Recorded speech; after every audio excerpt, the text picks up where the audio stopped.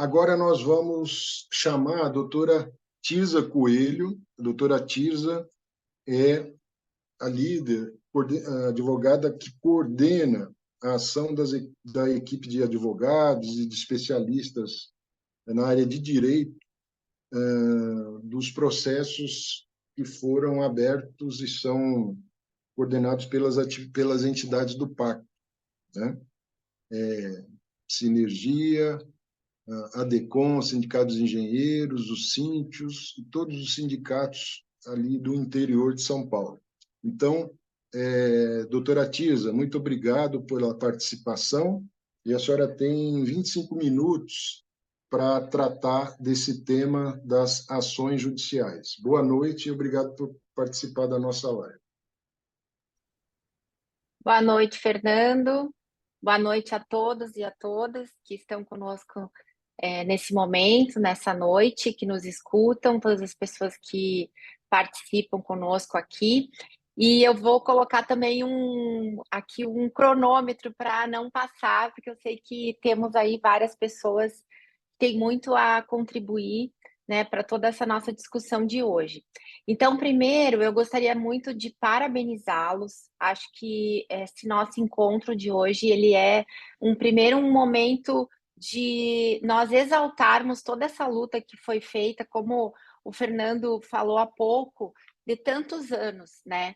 Inclusive, enquanto nós preparávamos aqui vendo um pouco do histórico da etapa, desde que nós iniciamos junto com todas essas entidades, esse trabalho, que ele é um trabalho grande, ele é um trabalho de fôlego, ele é um trabalho coletivo, né? Ele é um trabalho onde cada peça, cada um com aquilo que fez, a sua atuação foi fundamental para nós chegarmos onde nós estamos hoje. E aí, por que eu falo isso? Porque na nossa equipe também nós temos diversos advogados com diversos olhares. Você traz pessoas com formação mais na questão do previdenciário, pessoas do administrativo, do processo civil, do processo perante a própria Previc, e também profissionais como atuários, além de todos os demais dirigentes e toda a assessoria que nesse período esteve conosco. E por que estamos, então, nesse momento, né, chegamos, pelo menos em relação, quando a gente fala em relação à empresa, algumas empresas como Enel e CETEP, nós estamos sim num momento de vitória. Agora, antes de chegar e falar dessas ações, eu gostaria de colocar uma questão que é muito importante. Quando a gente olha já o tempo que nós estamos dedicados todos a tratar dessas questões, a nos posicionarmos e a resistirmos, né, a essa retirada de direitos, é importante que a gente também verifique que há um movimento que é um movimento nacional, um movimento mundial que é de retrocesso de direitos sociais, né? E as entidades, elas têm um papel muito importante nisso, que é justamente esse papel da resistência, né? Nós passamos por um governo que foi bastante complicado, ali teve uma reforma trabalhista que ela retirou muitos direitos que foram conquistados que demorou muito tempo para serem conquistados e que provavelmente nós iremos ainda levar um tanto de tempo para poder retornar parte deles, assim como a gente vê em diversos países na Europa que já estão vivendo um momento que ele é posterior a esse momento que nós estamos no Brasil, que é dessa retirada ainda, né, de direitos. Então, quando a gente também tem um governo democrático, isso também você percebe a mudança em relação a isso, porque o fato de você ser um empresário, de você obter lucro, não quer dizer que você precisa obtê-lo através, né, do retrocesso social. Ao contrário, né? Então, é possível que você tenha crescimento, mas respeitando os direitos de todos e todas, tanto durante o contrato de trabalho quanto no pós. E aqui é importante falar também da reforma da Previdência, porque ela também atingiu muitas pessoas, prejudicou muitas pessoas que estão na ativa e pessoas que já estavam recebendo também seus benefícios. E esse mesmo processo, ele acontece, vem acontecendo nos planos fechados, que no caso é a temática da nossa conversa de hoje, que é a Previdência Complementar Fechada. Ela também vem passando por esse momento, né, de enfrentamento que é muito necessário da nossa parte, porque o que nós temos visto? Nós temos visto, quando a gente fala do retrocesso social, quando o Passadori fala que algumas pessoas, elas aceitaram, no caso da migração, você pegar o dinheiro em troca do benefício, é justamente essa mentalidade de que se eu pego o dinheiro, é melhor do que eu garantir um benefício. Nós estamos falando de benefícios, de direitos, nós não estamos falando de dinheiro. E o grande problema é que as patrocinadoras começaram a tratar a previdência complementar da mesma forma que a fechada, da mesma forma que a aberta.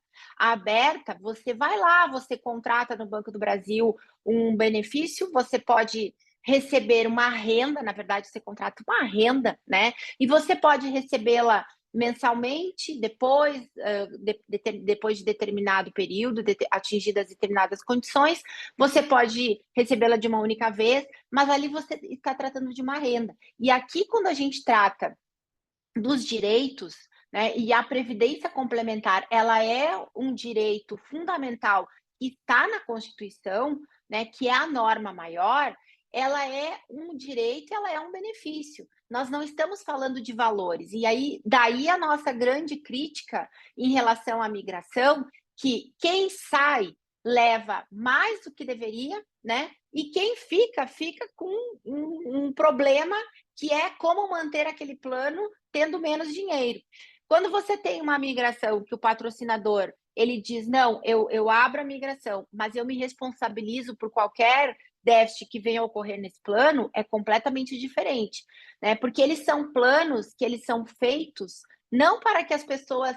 Um plano coletivo como esse, ele não é feito para que você vá retalhando ele, né? E o que acontece numa colcha grande quando eu começo a tirar pedaços? Ela vai ficando com buracos. E é isso que vai acontecendo no plano. Então, a gente costuma dizer que quando uma empresa tem uma tendência a iniciar uma retirada de direitos, ela começa utilizando algumas medidas como essa, né? Então, você vai lá, você parte para uma migração, aí depois você vai dizer que essa migração ela trouxe muitos prejuízos para o plano, e aí agora então eu vou para uma retirada. Você tem aí diversos institutos que passaram a ser utilizados para retirar direitos. E é importante que a gente fale que nós não estamos dizendo, um plano ele precisa existir por quantos anos, né, durante todo o período do pagamento dos benefícios sem qualquer alteração. Não, ele passa por alteração. A questão é que essas alterações, elas precisam ser alterações com qualidade, ou seja, para que você mantenha esse compromisso que foi pactuado lá atrás, que é o pagamento do benefício vitalício. E aqui só um parêntese, porque eu estou focando bastante a minha fala nos benefícios vitalícios, que são os BDs, né? Porque esses são justamente o grande foco que a gente de ataque dos últimos anos, né? No Brasil como um todo, não só na categoria de vocês. Então, quando a gente analisa esse retrocesso todo, nós precisamos entender também que nós estamos num contexto onde nós temos o legislativo, existe a Lei 109, já temos uma Constituição que ela garante como um direito fundamental. A Lei 109, ela também traz critérios que devem ser observados, mas nós temos um executivo, e no executivo existem várias normas que passam a ser regulamentadas através, no caso da Previdência Complementar Fechada, do próprio CNPC.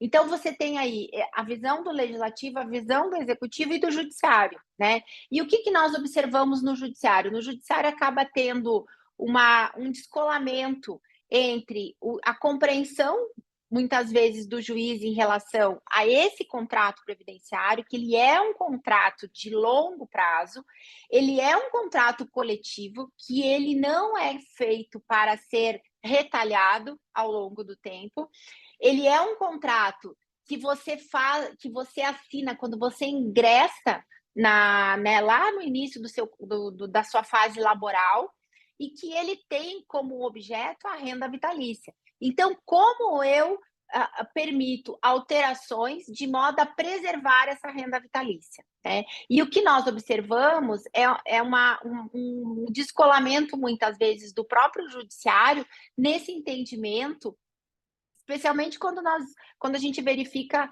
a visão do judiciário em relação à não aplicação do Código de Defesa do Consumidor para a previdência complementar fechada e para a aberta, que eu vou lá no Banco do Brasil e vou assinar um documento, que também é um documento, um termo de adesão, da mesma forma que vocês assinaram, porque aqui, certamente, todas as pessoas que estão nos ouvindo, ninguém teve a opção de fazer escolhas no termo e dizer de que forma seria. Você recebe aquele termo, você adere àquele termo. E quando a gente fala, e quando eles afastam o Código do Consumidor, o que acontece? Eles colocam como se o aposentado ou o assistido estivesse numa condição de igualdade com a patrocinadora. E e por quê? Porque você tem os representantes nos conselhos, né? E esse é um aspecto que ele é muito importante, ele precisa muito ser tratado, porque a representação nos conselhos, ela é fundamental, né? Então, você precisa ter no conselho pessoas que atuem em prol, né, dos direitos, na defesa dos seus representantes, de quem os elegeu e dos seus representados, e em prol do próprio plano, né? Então, se você quer a manutenção do plano, você não vai fazer nada que seja contrário àquilo que foi pactuado. E aí, nesse período, o que nós avaliamos é que, dos últimos anos, nós começamos a levar esse debate, que antes ele ficava muito somente no judiciário, né? Que o judiciário acabava tratando dessas questões, há uma ilegalidade, não há uma ilegalidade numa migração ou numa retirada de patrocínio, e nós levamos essa questão para a Previc. Então, a partir do momento que a Previc começou a ser chamada, começou a ser cobrada, né, de, olha, Previc, qual o seu papel? O papel do Estado está escrito lá no artigo 3º da Lei 109, né, que a Previc deverá defender os participantes, preservar os direitos dos participantes e dos assistidos. Então, isso foi há muito tempo atrás, ainda no governo anterior, né? Nós começamos a levar esse debate, que é a necessidade de você, no âmbito administrativo, respeitar o contraditório, o devido processo legal, as entidades têm direito de ingressar nesses processos, elas têm o direito de se manifestarem nesses processos, porque até então, vocês hão de lembrar que as pessoas sequer tinham acesso a uma informação, né? Para você obter uma informação, ou se você não tinha um eleito lá no Conselho Deliberativo, você não tinha informação alguma. Depois do processo, ele ia para a Previc, você poderia até solicitar algum acesso, eles mandavam alguma informação depois de muito tempo, ou mandavam você ir para a ouvidoria, e você ficava a ver navios, né? Então, assim, o participante e o assistido, que são as pessoas mais atingidas numa retirada de patrocínio, seja numa transferência de gerenciamento, seja numa migração, sempre foram alijados do processo, sempre ficaram de fora desse processo. E esse trabalho que foi feito pelas entidades que estão aqui hoje, juntamente com toda a nossa equipe, ele trouxe o que nós temos hoje, né? E quanto a isso, nós não temos a menor dúvida. Nós fizemos um levantamento, e isso, inclusive, será colocado em um documento que nós pretendemos produzir, desde quando começamos a levar essas questões, desde quando a Previc foi chamada, o governo foi chamado, né, a olhar para isso, até nós chegarmos no momento que nós temos hoje uma resolução que diz que as entidades podem ingressar como parte. Em que pese ainda estejamos lutando para que efetivamente nós possamos ingressar como parte, como queremos. Nós já conseguimos uma parte, mas ainda não como nós desejamos. Mas ainda iremos obtê-la.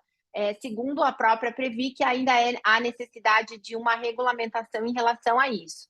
Então, vejam, isso é você fazer a história e isso é você transformar, é você trazer, né, para dentro da discussão não só o poder judiciário, não só os representantes dentro dos conselhos, mas você trazer o próprio Estado. Porque aqui a gente está tratando do papel do Estado em relação a tudo isso. Até então, nós tínhamos também uma resolução cheia, eivada de ilegalidades, que era a 11. A 53, ela manteve as ilegalidades. Quem já nos acompanha há alguns anos aqui, já ouviu várias lives que nós fizemos em relação à forma que vinha sendo tratada pela resolução 11, quando se tratava de retirada de patrocínio, que ela permitia uma retirada ao assistido, que é algo que não consta na resolução 109. Ela não trazia nenhuma penalidade para o patrocinador, ou seja, ela permitia a rescisão desse contrato sem qualquer penalidade para aquele que resolve sair, né? E ele resolve sair antes do término do que seria a condição para o término desse contrato, porque esse contrato é vitalício. Então, eu só posso, digamos, sair quando essa condição terminar, quando há a morte desse beneficiário. Claro que aí existem alguns critérios em relação a se você deixa ou não deixa a pensão por morte e tudo mais, mas em tese, em geral, né, isso precisa ser respeitado e nunca foi. Então, quando a gente vê um momento como esse de agora, onde você tem o reconhecimento de várias dessas questões, sem dúvida alguma, nós temos aqui uma grande vitória. Ela é aquilo que nós pretendíamos, né? E aquilo que nós já estamos há um bom tempo discutindo, ainda não. Né? Podemos dizer que essa normativa ela confirma as ilegalidades que nós já apontamos em várias ações, inclusive ações que estão com liminares, que agora daqui a pouco eu já pretendo falar nelas, né? E que tem como base essas ilegalidades, que não observaram os contratos pré-existentes, ela confirma tudo isso, mas ela ainda também, mas ela confirma também que a retirada de patrocínio, de qualquer maneira, ela consiste numa retirada de direitos. Ela consiste, sim, numa quebra de um contrato que vai retirar direitos. Quando você analisa a norma como um todo, ainda que você tenha lá a criação de um fundo, que você tenha a obrigatoriedade de concessão de um plano, o que você observa como norte é de que a retirada de patrocínio, ela traz, sim, né, prejuízos aos participantes assistidos. Então, em que pese nós não estejamos num mundo ainda, né, ideal, porque o que é o mundo ideal? Né? O mundo ideal é aquele onde as pessoas, onde os atores, eles observam todos os compromissos que foram determinados, seja há 30 anos atrás, seja há 3 dias, né? E que esse compromisso seja observado. Que você tenha uma igualdade nessa relação, assim como o judiciário tem dito que há uma igualdade, que você de fato tenha. E por que não tem? Não tem porque se algum de vocês resolver sair do plano, vocês não levariam, vocês não poderiam fazer uma saída do plano levando o que vocês entendessem que seria correto. Agora, a patrocinadora, ela pode sair a qualquer momento. Agora, ela tem uma certa penalidade que ainda depende de regulamentação, então ainda avalio que seja também prematuro ainda falarmos sobre cálculos e tudo mais. Porém, em relação ao que nós estamos tratando aqui, que é o setor de vocês, de energia, que teve o momento da privatização que tem editais que trazem lá quais são as obrigações, né, da empresa patrocinadora e que precisam ser observados, em relação a isso, ela passou a contemplar. Por quê? Porque nós tivemos o grande case, que é o case Enel, que é o primeiro, inclusive, que eu começo falando agora, que é o primeiro caso que nós começamos a levar todo esse debate para dentro do processo administrativo da Previc, e que nós levamos justamente por quê? Porque quando ocorreu a privatização, esse valor que seria o custo desse plano de vocês, lá atrás, ele foi considerado, né? E essa obrigação, ela precisa ser observada. Do contrário, seria muito fácil existe lá toda a precificação, você participa, né? Certamente outras empresas deixaram de participar do leilão, muitas vezes por conta de todas as obrigações que decorrem. Você tem aí direitos, mas você com a privatização você carrega as obrigações.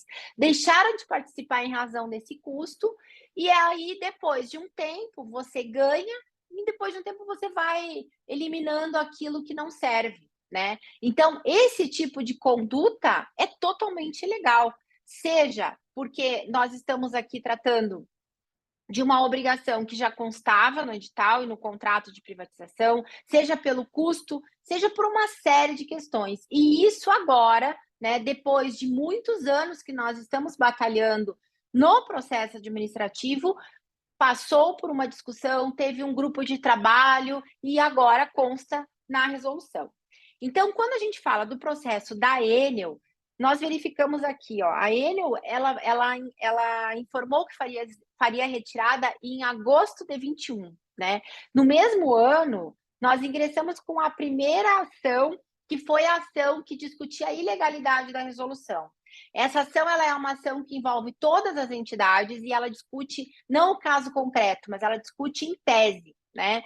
E aí ela discutiu a 11, depois a 11 foi alterada pela 53 e ela permanece. Essa ação, ela teve parte que foi julgada favorável para nós e nós utilizamos essa parte para fazer uma outra ação específica da Enel.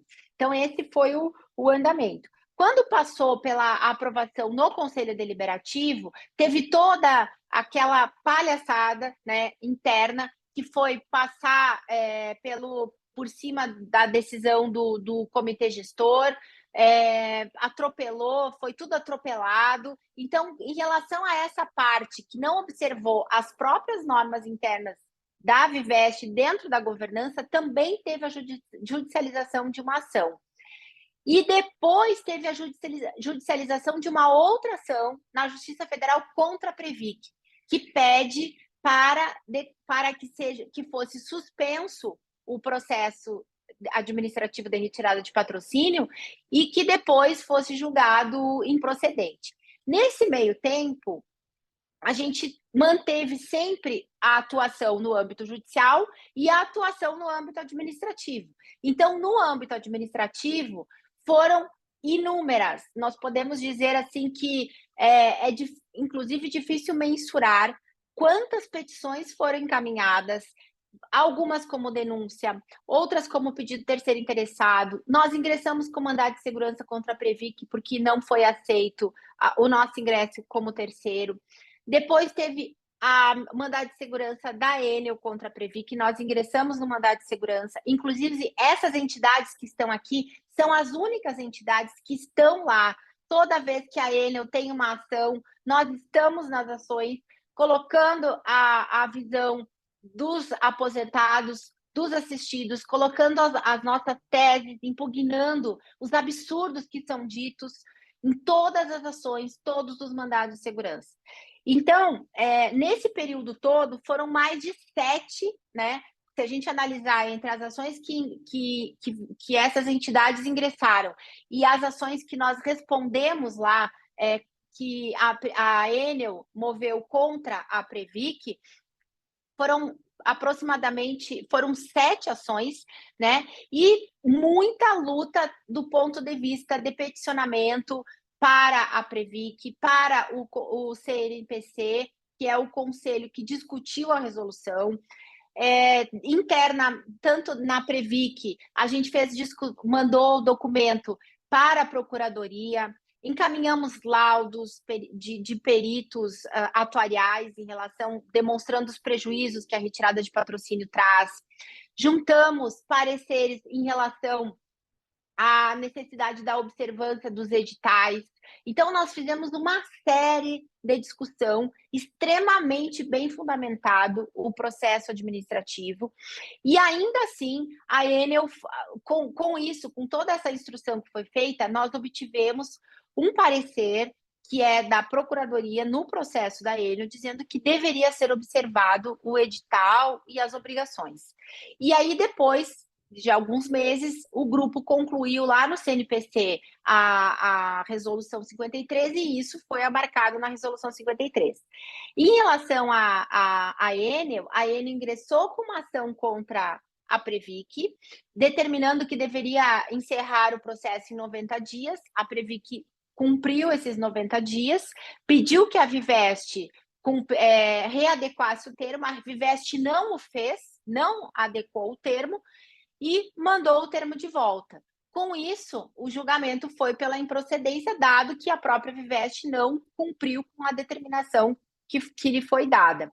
Agora, pasmem, como não é mais possível fazer a discussão do ponto de vista administrativo, a Enel vai para a via judicial numa ação ordinária para tentar novamente, né, determinar que a Previc deve aprovar, que há legalidade, pede dano por ela ter iniciado o processo de retirada e não conseguiu concluir, uma série de questões. Então, vocês vejam, quando nós conseguimos avançar no processo administrativo, ele tem um limite, né, daquilo que pode ter de recursos, mas ele anda e o judiciário ele vai andar no paralelo. Então, inclusive, quando a gente começou a conversar sobre a live, algumas pessoas me perguntaram, mas e agora? Né?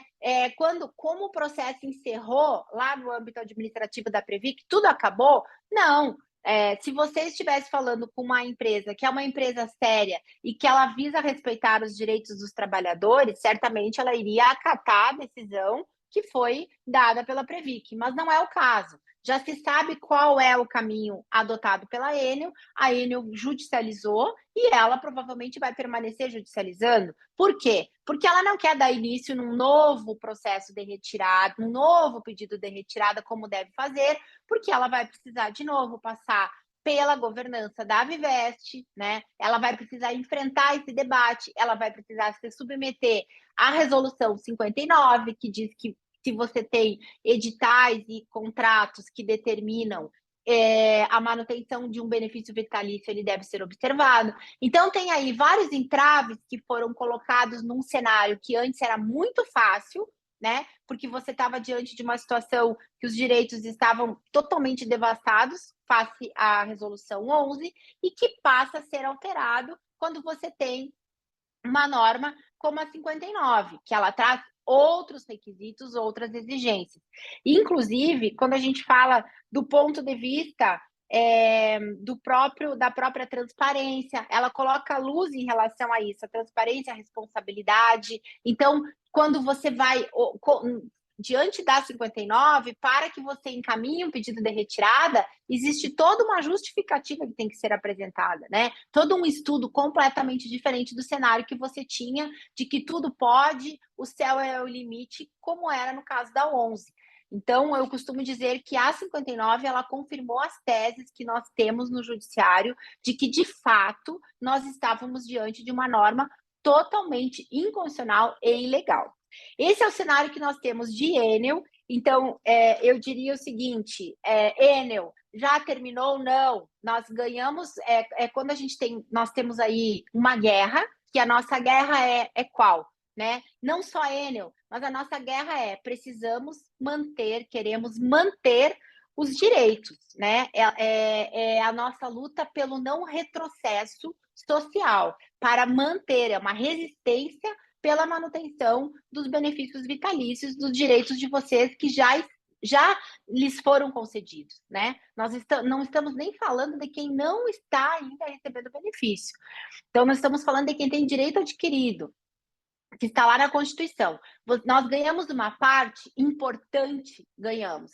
Agora, a Enel pode ir para o judiciário? Pode, ela já está no judiciário, né?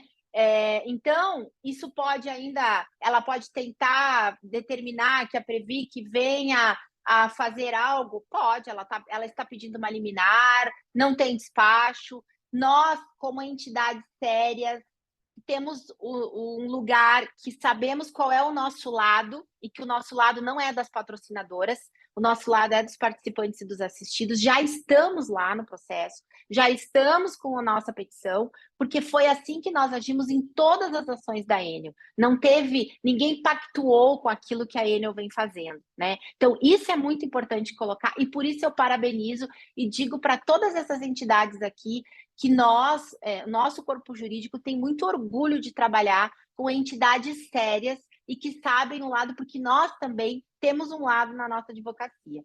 E para terminar, eu gostaria de falar das outras ações que nós temos a ação da CETEP, é uma ação que nós conseguimos, que também discute retirada de patrocínio, que também vai passar por toda essa discussão agora, né? E que nós ganhamos a liminar já existe há mais de um ano, vai fazer quase 2 anos.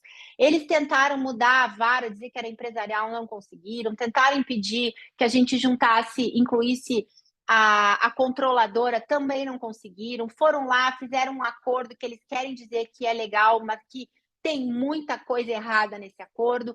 Então, assim, a CETEP também está nessa discussão, porém, na CETEP nós conseguimos o sucesso no âmbito judicial. Na Enel, o nosso sucesso foi no âmbito administrativo. Isso não quer dizer que você não possa atuar em uma e em outra. Ambas poderão vir a perder os objetos das ações. O que é isso? No caso da Enel, talvez vocês estejam se perguntando, as ações continuarão? Entendemos que não, porque as nossas ações discutiam especificamente aquele processo de retirada de patrocínio que foi julgado pela Previc como foi rejeitado, né? Então, ele não foi acolhido aquele pedido de retirada. Então, esse processo já teve decisão. Diante dessa decisão, nós já informamos nos outros processos lá no judicial e acreditamos que essas ações elas terão uma finalização. Agora, tudo vai depender do entendimento também do juiz. Da mesma forma, na CETEP. A CETEP ainda tem um prazo lá no tribunal, o processo volta para o juiz e ainda tem alguns desdobramentos. Mas nós estamos ainda com a liminar em vigor também. E CESP e CPFL, ela tem muito a ver com aquilo que o passador estava falando, que se relaciona à migração, né? Nós não discutimos que as pessoas não podem escolher sair, mas quais são os critérios que são utilizados, que você não pode deixar esses furos no plano e que, principalmente, quando a gente trata de obrigações no edital, o edital diz que deve ser mantido este plano. Então, essa nova resolução também fortalece, embora ela trata de retirada de patrocínio, mas ela também fortalece a nossa luta em relação à migração, porque são todos institutos que têm sido utilizados para a flexibilização dos direitos. Eu acho, Fernando, que eu já passei do meu tempo, né?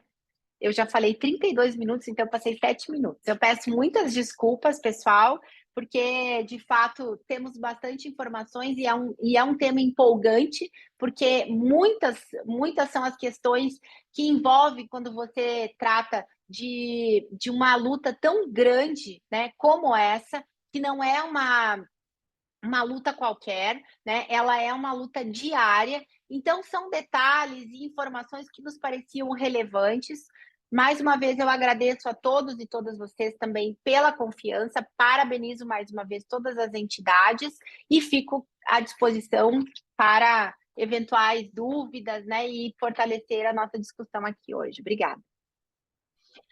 Bom, nós é que agradecemos, doutora Tirza, pela sua participação aqui, pelos esclarecimentos que a senhora deu. Tem uma série de perguntas, mas algumas delas a senhora já respondeu. Tem alguns colegas aqui perguntando, bom, e agora? O que vamos fazer com essa nova ação da Enel? A doutora Tirza e toda a equipe está analisando, ela é muito recente, mas vocês viram que já teve um arquivo sobre a ação disponibilizado, discute muitas coisas, fala muita coisa naquela ação.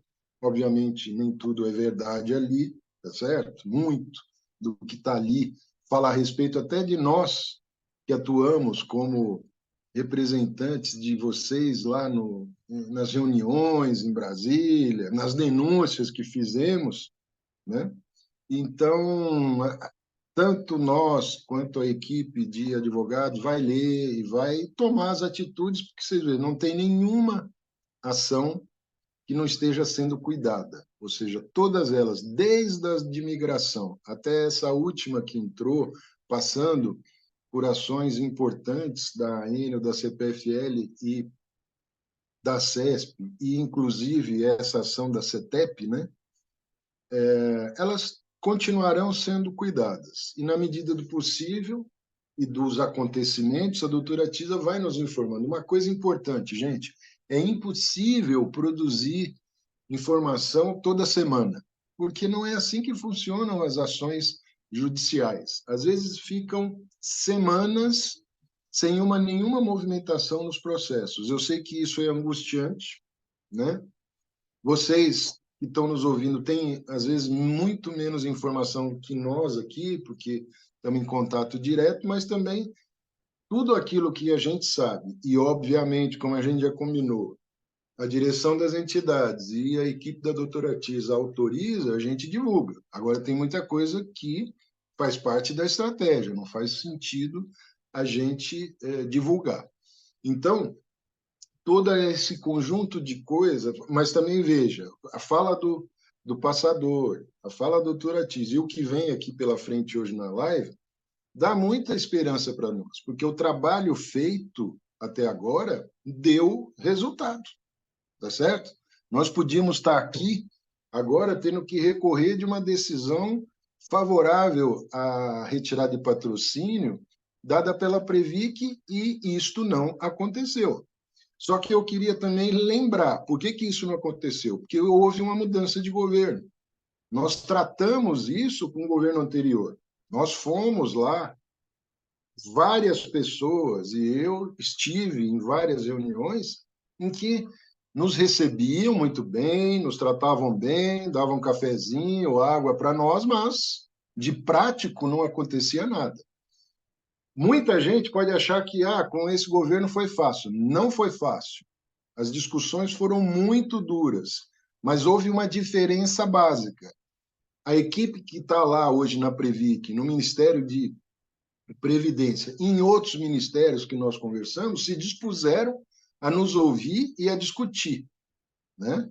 E a gente não ouviu mais desse governo que o que nós estávamos falando era um desejo só. Ao contrário, de fato, ao final, descobriram e chegaram à conclusão de que isso era um direito nosso. E, portanto, o desejo da Enel, tá certo? O termo de retirada preparado pela diretoria executiva da Vivest foi reprovado, tá certo? Está definitivamente, este termo está reprovado.